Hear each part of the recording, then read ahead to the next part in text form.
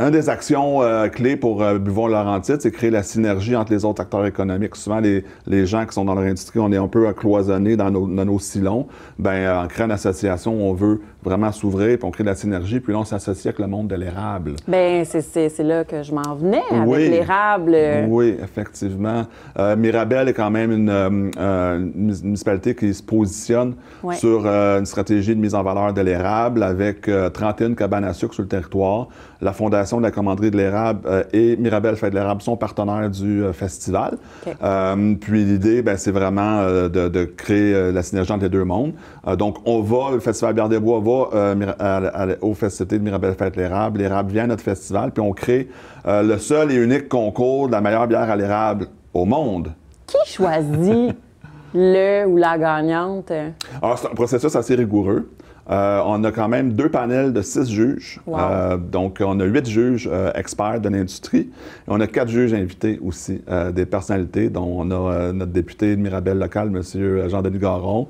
On a Patrick Charbonneau, le maire de Mirabel, Marc Lorrain, conseiller du district 9 de Mirabel. Puis on a aussi Martin Lasselle, le nouveau directeur général de Tourisme Laurentide, qui sont des juges invités qui viennent nous...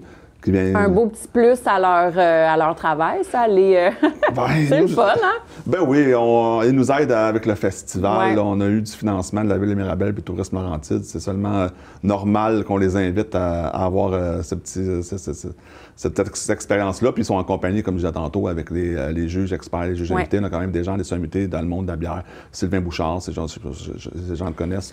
Qu'est-ce que dans le fond, la microbrasserie a travaillé sur cette bière dans les derniers mois, dans la dernière année? Bien, premièrement, les juges ne sauront pas la microbrasserie, ils vont goûter à l'aveugle.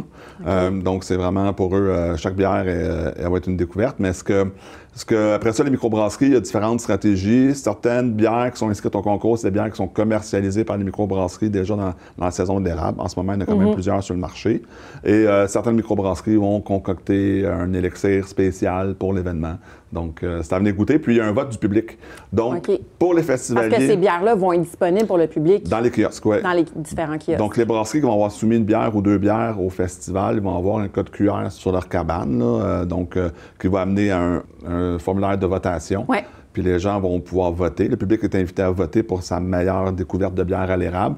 Puis il va y avoir aussi un concours parmi les gens qui ont voté pour la meilleure bière à l'érable. On va faire tirer un panier cadeau avec toutes les bières du concours. Vous avez pensé à tout, là. On a pensé à beaucoup de choses. C'est vraiment super intéressant.